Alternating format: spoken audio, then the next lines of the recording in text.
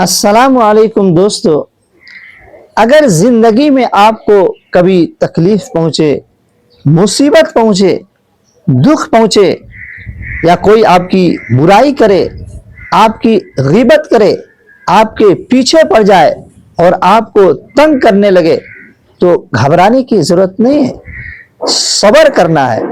کیوں؟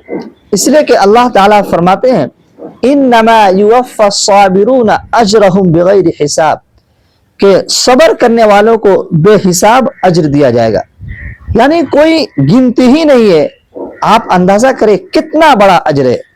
اور حضرت نبی کریم صلی اللہ علیہ وسلم فرماتے ہیں کہ مومن کا معاملہ بھی عجیب ہے۔ مومن کو خوشی ہو اس پر شکر ادا کرتا ہے، تکلیف پہنچے اس پر صبر کرتا ہے، دونوں حال میں اس کے لیے بھلائی ہے۔ یاد رکھے صبر کا پھل میٹھا ہوتا ہے۔ اللہ تعالی ہم سبوں کو صبر کرنے والوں میں سے شامل فرمائے۔